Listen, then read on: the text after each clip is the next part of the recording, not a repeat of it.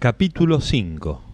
La trascendencia, la reconciliación, una linda historia de amor. Con tamaño título ustedes quizás piensen que haré una tesis sobre estos dos temas o un desarrollo filosófico. No, nada más alejado de esto, ya que nuevamente contaré una historia de vida, algo real. Claro que relacionados con estos dos grandes temas de los cuales nunca se pudo desentender la especie humana, por lo menos hasta este momento. Si les parece, comienzo, y lo haré desde el principio como creo se deben contar las historias. El inicio a modo de principio lo he definido yo porque todo esto, mirándolo desde más arriba, desde otra perspectiva, comenzó antes y tampoco terminará en mí. Digo en mí porque soy uno de los personajes del relato. Les pediré un poco de paciencia, ya que al principio de esta y hasta la mitad del escrito no abordaré las temáticas que titulan este capítulo.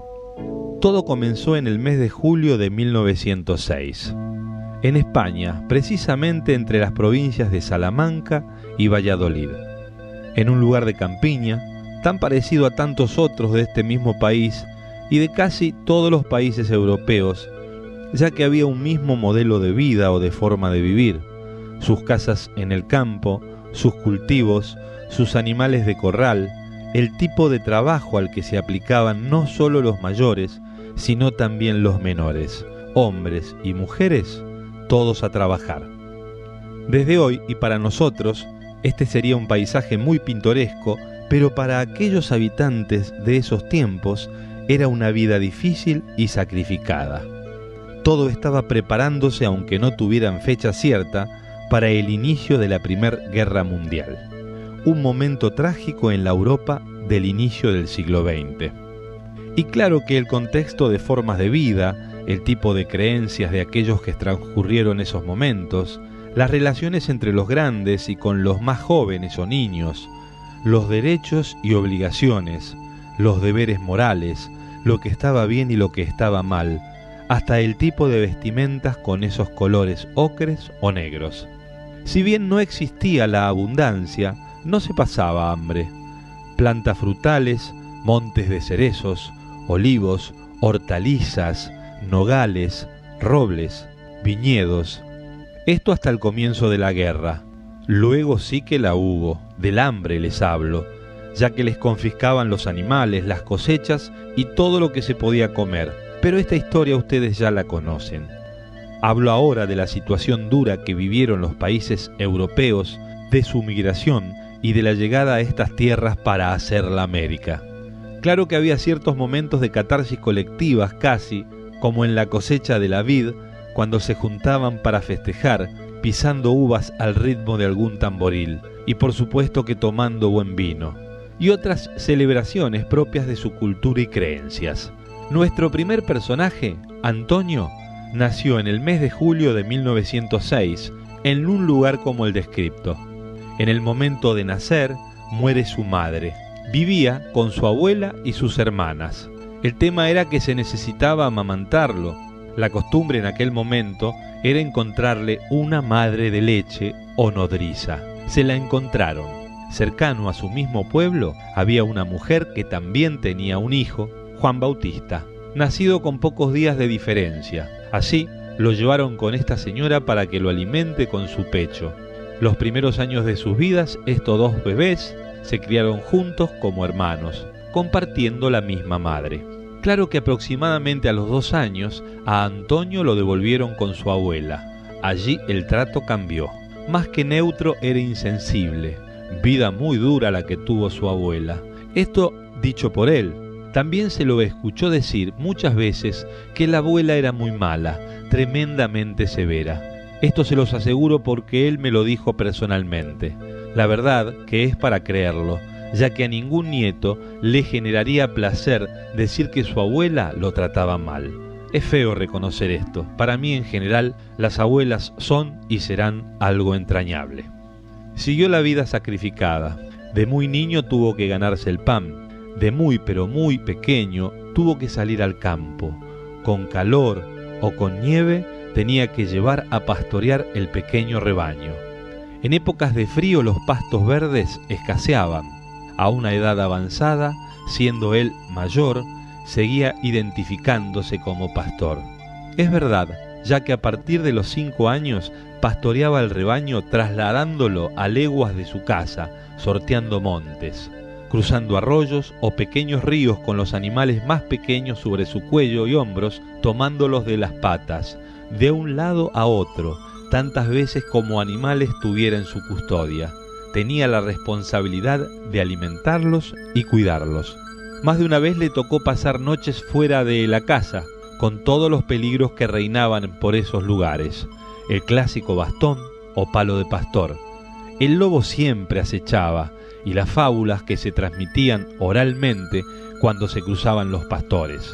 Había que cuidar los corderos, ya que tenía que rendir cuentas por ellos, si no el castigo sería grande. Aunque no la pasaba tan bien estando alejado del entorno de su familia, lo prefería. Miedos y aventuras sin represión. No solo existía la acechanza del lobo, las culebras y víboras intimidaban igual o más que el mamífero. Las noches y el hambre eran muy bravas, las noches muy largas y el hambre doloroso. Los aullidos y ruidos nocturnos se sobredimensionaban, los miedos racionales e irracionales igual. Pasó muchas veces más de un día con sus noches sin probar bocado. Una vez desde lejos y arriando la manada, divisó un monte de árboles frutales. Eran cerezas. Venía de 2 días de estómago vacío. Se dirigió hacia ellos corriendo, se trepó al más próximo y comenzó a deglutir las frutas, tragando todo, los carozos, los cabitos que la sostenían de la planta. Luego del hartazgo se tranquilizó y volvió con los animales. Llegada la noche, y si se encontraba con algún par, otro pastor, decidían pasarla juntos. Allí en ese momento el tiempo se detenía. Allí hablaban de la vida, de las cosas, de sus sueños. Allí se ponderaban los pocos prestigios que tenían para exhibirle al mundo. Por ejemplo, hablaban de sus aventuras y peripecias en su deambular permanente desde un lado a otro de la comarca. Uno de sus prestigios, quizás el principal, tenía que ver con su bastón de pastores. Este era un elemento importante para apoyarse al caminar, para arriar alguna oveja o cordero descarriado y para defenderse sin ninguna duda. Con suerte, los acompañaba algún perro. La costumbre en ese momento era cubrir el palo con la piel de una culebra o víbora. Claro que ellos mismos tenían que haberse enfrentado con el ofidio y cuerearlo. Cuanto más larga la piel y más grandes las escamas de la misma, más valor se le daba a su poseedor. Así, cuando se cruzaban unos con otros, como disimulando, miraban sendos bastones, midiéndose. Una vez lo enviaron a la escuela. Esta era como un rancho con piso de tierra, una mesa grande en medio y niños de distintas edades a su alrededor. Y el maestro o maestra, muy severos, pero por lo mismo de siempre no pudo asistir más. Había que trabajar y ayudar a la familia. Antonio tenía 2 hermanas mayores a él, sin madre, ya lo habíamos dicho, y de su padre no sabemos nada, por lo menos yo. Él seguía viéndose cuando podía con su hermano de leche, Juan Bautista, que había crecido en una situación un poco más favorable. Seguían tratándose como tales, como verdaderos hermanos, con afecto y respeto. Cuando ellos llegan a la edad de 8 años, casi 9, comienza la guerra. De esta parte de la historia no vamos a hablar, solo diremos que no la pasaron para nada bien. Y el resultado de esto es que a los 18 años emigran de su país, se lanzan a hacer la América. Se les abrió el futuro. Tenían referencias de paisanos y parientes de que aquí sobraba el trabajo. En el nuevo mundo construirían una nueva vida. Deciden luego de juntar para el pasaje hacer su viaje en un barco de carga como tantos otros y otras en la misma situación. Alegrías e incertidumbre, futuro y nostalgias, una mezcla rara que había que saber digerir. Llegaban con direcciones y datos precisos para poder ubicarse en Buenos Aires, con algunas referencias dadas por otros que pasaron por la misma situación y con gran inestabilidad. Después de un tiempo y por trabajo, se trasladan a Rosario, provincia de Santa Fe, y luego nuevamente a la gran ciudad. Ya habían conformado cada uno su familia. En el caso de Antonio, con María, españolísima, y Juan Bautista con Josefa, o la Pepa, hija de gallegos, de Galicia. Comienzan a tener hijos. Sigue el trato entre ellos como siempre lo fue. Los niños van creciendo, mejorando la condición de las que venían sus padres y madres. Van a la escuela, tienen un techo siempre, y en Argentina no había guerra ni se salía de una, aunque nuevamente en Europa se iniciaba la segunda. Antonio y María tuvieron 4 hijas, Juan Bautista y la Pepa un casal, un varoncito y una nena. Entre ellos y con otros ibéricos se encontraban en distintos momentos, en festividades, y siempre se escuchaba algún paso doble, o algún cantautor en particular. Una de las 4 mujeres de los primeros recién mencionados es Eva. El varón de los segundos era Horacio. Al manifestar es, en el primer caso, estoy diciendo que Eva goza de una vida y buena salud. Al decir era en el segundo caso, estoy informándolos que este personaje de esta historia no está vivo. Horacito, el Colorado. Ahora centramos la atención en ellos dos. Él tenía un par de años más que ella. Seguramente escucharon hablar del amor a primera vista o de los flechazos del querer. Eso fue lo que a ellos les sucedió. Desde niños se sintieron uno para el otro. Un enamoramiento permanente, un corazón latiente que sale del pecho, una alegría inmensa, una sonrisa marcada en sus rostros y en sus almas. Un futuro grande, muy grande los esperaba. Sueños compartidos. Fueron creciendo en ese paisaje idéntico. Hijos de inmigrantes, primos de leche pero novios siempre, eternamente. Compartían los amigos y las fiestas ya que eran familia. Fueron creciendo lentamente. Digo esto porque pareciera que el tiempo antes transcurría más despacio que hoy, como si las agujas de los relojes giraran más pausadamente. Fueron creciendo, viviendo y disfrutando con un sueño intacto. Un sueño compartido también con todos los de su edad. Un modelo común. El crecer y formar una familia, estar juntos, tener hijos, envejecer felices. Ya mayores de edad, Horacio comenzó a trabajar en el ferrocarril. Era foguista. Su padre era ya hace tiempo maquinista, y ese trabajo no era como cualquier otro en aquellos momentos. El foguista era el segundo de a bordo. Todavía se utilizaban las locomotoras a vapor. Estas requerían de mucha atención, ya que la alimentación era manual. Este era el trabajo de Horacio, alimentar la caldera y cuidar que todo funcione bien. También hacía algunas maniobras cuando le tocaba. Eva ayudaba a su familia en su casa y daba clases de bordado. Estamos ya en los primeros años de la década del 50. Tenían una vida plena, con muchos amigos, diversión y sueños. Respecto de su noviazgo, tomaron la decisión de casarse. Entonces, para esto, había que tener una casa. El trabajo del Colorado favoreció el hecho de traer materiales para su construcción de los lugares de origen, por ejemplo, ladrillos de una provincia, cemento de otra, etc.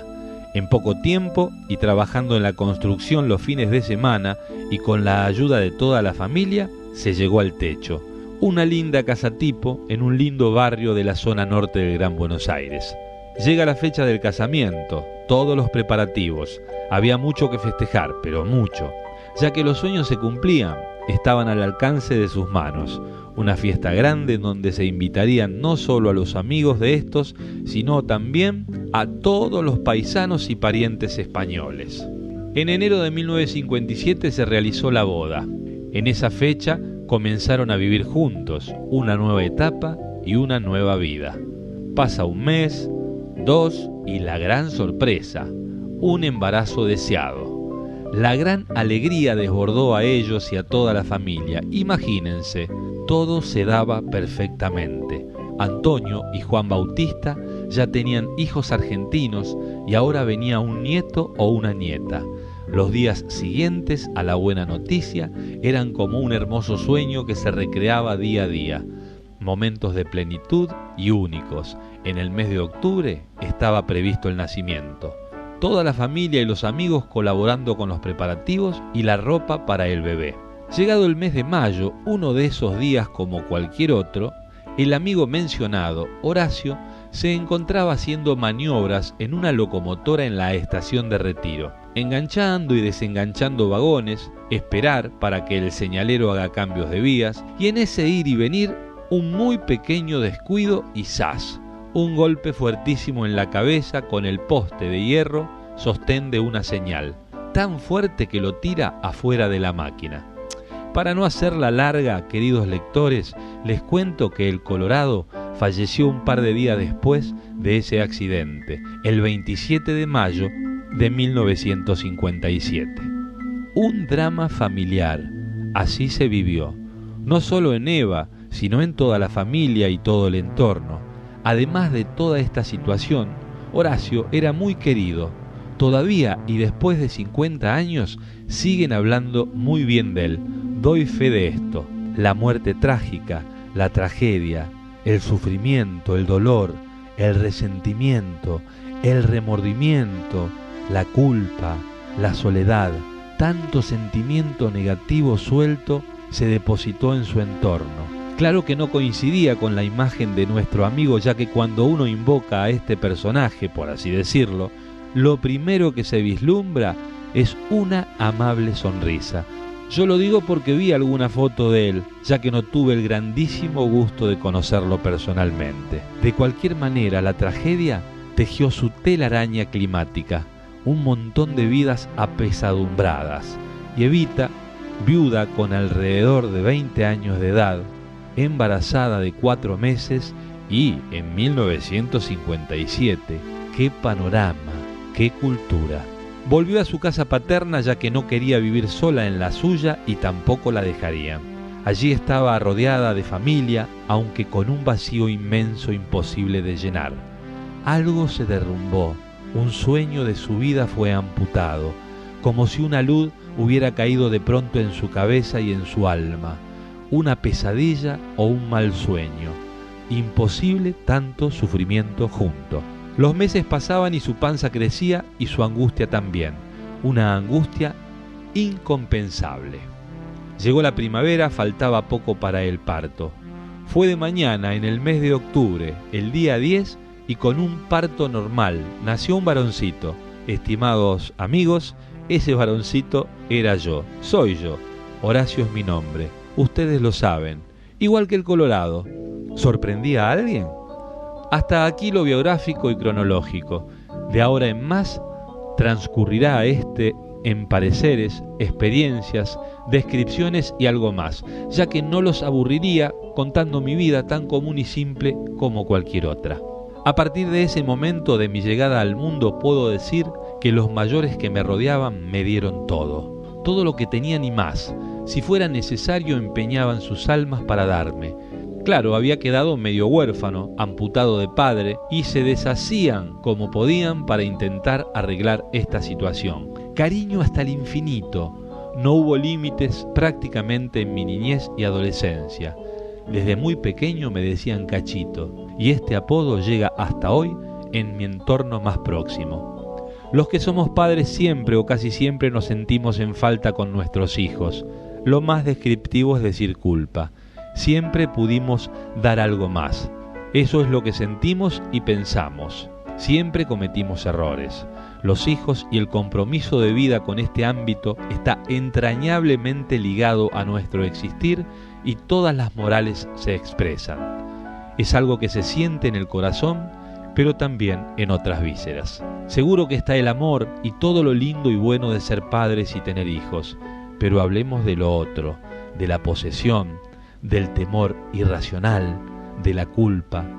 Cuando nuestros hijos son chicos, uno se preocupaba por eso, porque son chicos, y cuando son grandes, porque son grandes.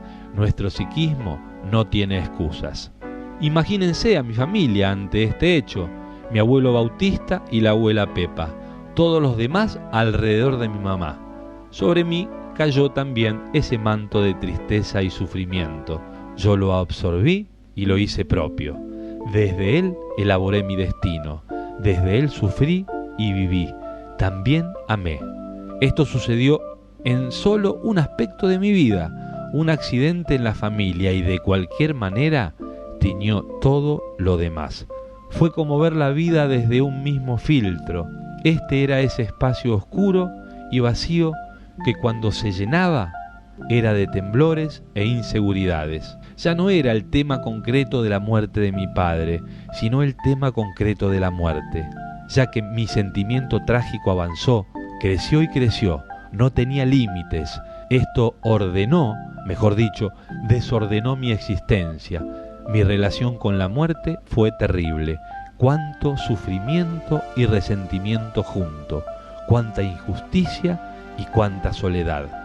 Fue como haber vivido en una niebla oscura, como que desde ese sentir un guionista elaboraba el argumento de mi vida, como una telenovela de esas que a uno le hacen mal. Llegué a sentir que en este mundo no había lugar para mí, pero sí para otros, que otros podían hacer eso que a mí también me gustaba o quería, pero yo no. Imposible. Estaba como inhabilitado o como discapacitado múltiplemente, no solo en funciones motoras, sino en el intelecto, en la emoción y más, mucho más. Hace unos días, exactamente el sábado 5 de abril de 2008, estuve en Parque La Reja, a partir del mediodía. El motivo era hacer un trabajo, como un retiro de estudio, reflexión e intercambio. El tema era reflexiones sobre la reconciliación. Éramos cerca de 70 personas. Muchos no nos conocíamos, otros sí. El responsable de coordinar el trabajo y del trabajo mismo fue Guillermo Zulins. Ya se los nombré en otra oportunidad. Fue algo muy suave y profundo. Duró alrededor de 4 horas. El día acompañó con su sol y su brisa. Al inicio Guillermo nos dio contexto, esto respecto al enfoque de ese trabajo. Esto duró un rato. En sí misma, esta parte a mí ya me aportó mucho. Fue una caída en cuenta. Las caídas en cuenta no solo se dan en la cabeza o en el centro intelectual solamente, sino que a esto lo acompaña la emoción, la adhesión a ese sentir y a ese pensar. Seguramente tuvo que ver con otras cosas expresadas antes por el amigo, también por mi búsqueda al llegar allí y por mucho más. Pero ahí me sucedió. ¿Qué fue lo que entendí como nuevo y me abrió otra puerta para seguir adelante? Comprendí que mi sufrimiento o resentimiento es lo que me aleja de mis aspiraciones o de lo que quiero para mi futuro. Si pudiera sacar ese sufrimiento, surgiría una mirada nueva sobre mí mismo y se acercaría mucho más eso que quiero de mi vida y de mí. Tanto que me llevó a reconocer no solo con el intelecto que eso que aspiro está en mí. Cada mundo que quiero está en mí. El resentimiento necesita de la reconciliación. A veces, y para muchos, la palabra resentimiento no cae bien, pero es la mejor para atrapar una postura ante el mundo y la vida. La conciencia deposita su bronca y sus iras en imágenes, ya que así se mueve por imágenes, y ésta, para dar respuesta, siempre la da, aunque equivocada y condicionada por las grabaciones de uno, o memoria emotiva depositada en algún lugar de nuestro cuerpo con señales químicas. De acuerdo a la interpretación que tenga de mi accionar, va a ser mi grado de reconciliación. De allí el grado de resentimiento. No queremos olvidarnos de nuestro pasado, pero sí integrarlo a nuestra vida. Simplemente con un dato de memoria y una comprensión sobre el hecho en sí. Para comprender hay que reconciliarse. Uno siempre deposita la bronca sobre otros y sobre caras o situaciones, para afuera, y esta también es otra forma de defender nuestra integridad, aunque no lo hacemos manejando la situación nosotros mismos, ya que esto surge como una reacción mecánica que se proyecta al mundo. Pero el resentimiento está siempre dentro nuestro. Cuando amo, el amor o ese registro de lo que se llama amor sale desde mí y eso es lo que vivo. Cuando siento lo contrario, se produce exactamente lo contrario. Enamorarse es otro tema. Quizás en otro momento hablemos de esta proyección de los unos sobre los otros y esa sensación intensísima que uno vive. El amor es otra cosa, es ante todo dar. Lo otro es proyectar y atrapar. uno debiera elegir enamorarse, sería más divertido. Si la persona que supuestamente me hizo algo o con quien estoy resentido ya no está en este mundo, ¿qué me pasa? ¿Por qué sigo igual? El sufrimiento nos intoxica completamente. Necesitamos reconciliarnos profundamente, grabar esta nueva huella. Si la situación que me provocó resentimiento ya no existe más hace años, ¿por qué estoy detenido en esto y por qué a veces se agrava? En el caso del sufrimiento y falta de reconciliación o resentimiento, los procesos son mecánicos, los reconciliatorios no. Es como un efecto dominó. Claro que si uno evalúa los sentimientos de reconciliación desde la situación sufriente y va a proyectar sobre la reconciliación la misma mecanicidad que surge del sufrimiento o de esa postura de vida, es más de lo mismo. Hablamos recién de un efecto dominó. Si uno, haciéndoles una broma, está resentido con la madre, con el padre, con la tía, con un hermano o hermana, con el perro, etc., no es que tiene que estar una vida con cada imagen o cada ser para reconciliarse, ya que esto se da como por rango. Trabajaré sobre una situación o sobre varias, pero en cuanto dé en el lugar indicado, habrá concomitancias y todo temblará y se disolverá como si nunca hubiera existido. Solo nos quedará el dato de memoria. Era una ilusión elaborada por creencias e interpretaciones, y nuestra vida o existir necesitaba de culpables. En última instancia, y profundizando, el culpable mayor es uno mismo. Dicho de otra manera, imaginen que alrededor de nuestro cuello tenemos un collar de perlas o pequeñas esferitas. Si les gusta más, que sean esferitas transparentes y límpidas, muy brillantes. Dentro de cada esfera hay una imagen. En las más próximas, las que tengo delante de mí, comienzo a visualizar imágenes de seres con quienes tengo que reconciliarme. Observo uno, me detengo, otra esfera y otro rostro. Me doy el tiempo necesario para sentir. ¿Qué? Lo que surja. Quizás una situación, o solo una imagen, o solo sensaciones, pero que me transmiten algo. Me tomo mi tiempo y observo qué es lo que me pasa con cada una de las imágenes que en realidad se proyectan dentro de las esferas luminosas. Si aparece el rostro de alguien que quiero y me turbo, me pido tranquilidad, ya que puede ser que aparezcan cosas que uno tenía muy bien escondidas u ocultas, sin saberlo siquiera. Alguna de estas personas o seres quizás no se conozcan entre sí, y sin embargo están unidos en un sinfín alrededor de mi conciencia, en un mismo rango, en un mismo sentir. En el centro de todas esas imágenes sentidas está uno mismo. Estas esferas están unidas, algo las mantiene unidas. ¿Cuál es el pegamento, el cordel o las fuerzas que las mantienen juntas? Me encuentro encerrado dentro de mí mismo y rodeado por un sentir único, y desde ahí me proyecto en el mundo. Aparte, hay ciertas adherencias que hacen que me cueste separarme de ese sentir o de estas esferas, como si obtuviera algún beneficio por mantenerme en esa situación. ¿No será esta una proyección propia del entrampamiento que me produce esta estructura psíquico-emotiva, que me quiere convencer de todas formas de ciertos beneficios obtenidos por permanecer así? Bueno, basta. No sé qué fuerzas unen estas esferas o mis sentires proyectados allí.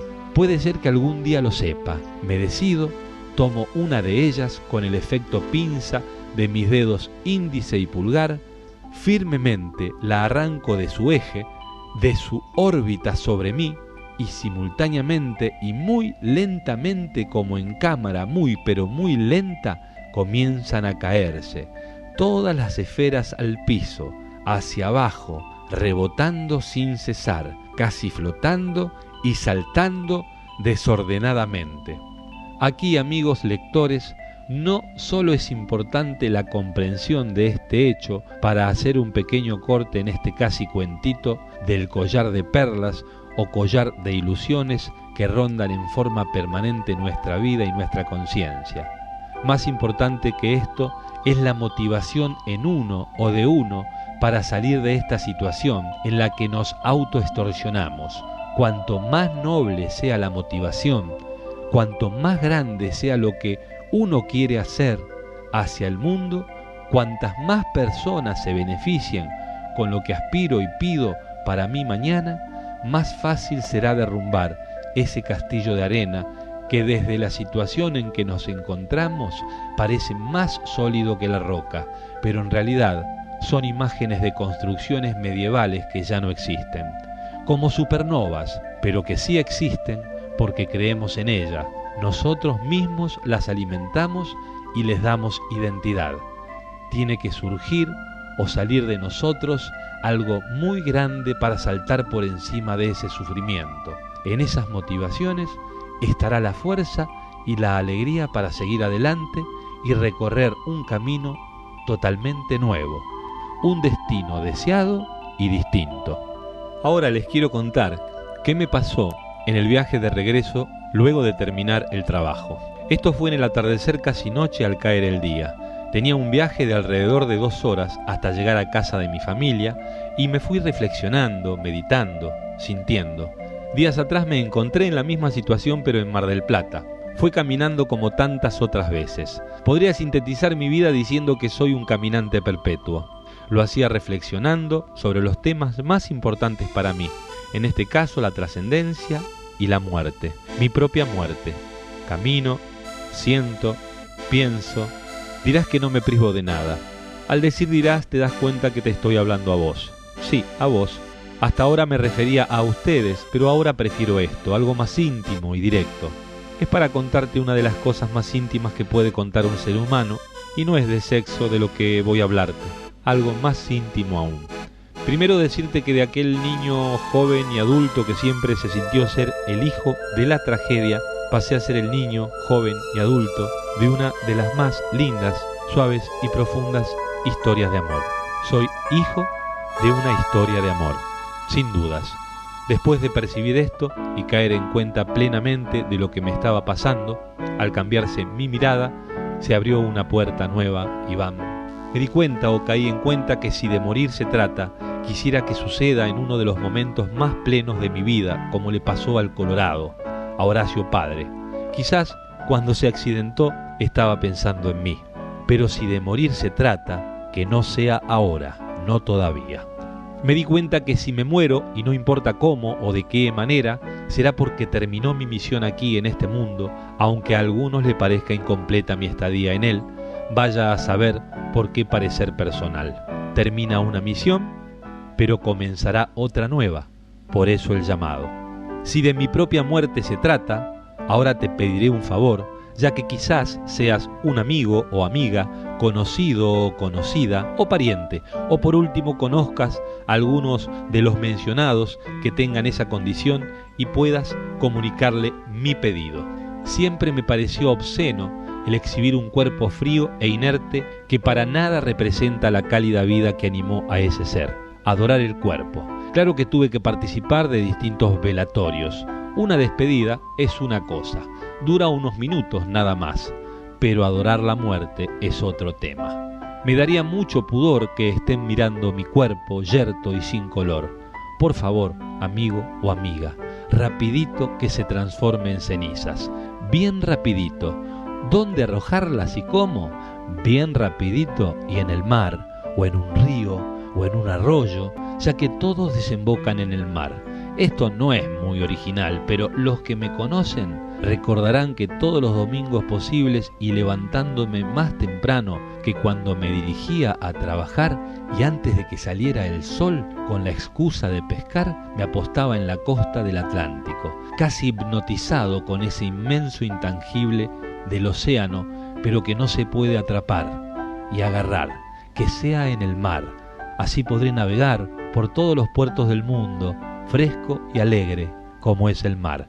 Si para cumplir el rito tenés que juntarte con otros para realizar mi despedida, que sea un encuentro casi familiar, una reunión social, un ágape de alegrías, que se recuerde de mí, mis aventuras y osadías. Si alguno de los presentes recuerda alguna de mis canciones, por favor, cántenlas, que yo las voy a gozar.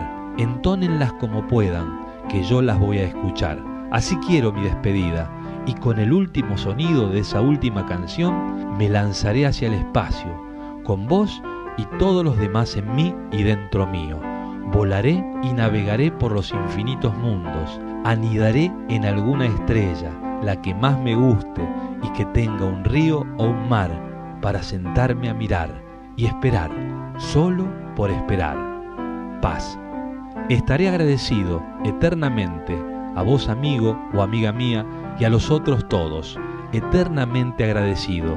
Si alguna vez o muchas veces necesitas algo, por favor llámame, dame algo de trabajo, no importa con qué palabras, si como Cacho o Cachito, u Horacio u Horacito, no importa cómo lo hagas, no importa cómo me nombres, sino que sea desde adentro, desde tu corazón. Abrí tu coraza, pedime y sentí. Llámame desde tu necesidad, que yo ahí estaré, cerca de ti y dentro tuyo. Que cuando abras tu corazón, no solo saldrá algo, sino que también algo entrará, y eso será lo que necesites. Lo único que prometo y trataré de cumplir en el instante final y con mi último aliento es despedirme con la más linda, suave y amplia de mis sonrisas. Si casualmente cuando me suceda esto no estoy rodeado de mis seres queridos, te prometo que sonriente cerraré los ojos y en mi inmenso y profundo espacio interno, tan grande como el universo, igual al tuyo, estarán todos, pero absolutamente todos. Los llevaré conmigo a la ciudad escondida, acompañándome y bien vivos. Mis deseos hacia todos serán que siempre, pero siempre, sigan el camino del corazón. Aquí termina esto. Adiós amigo o adiós amiga. Quizá alguna vez nos volvamos a encontrar. Hasta siempre.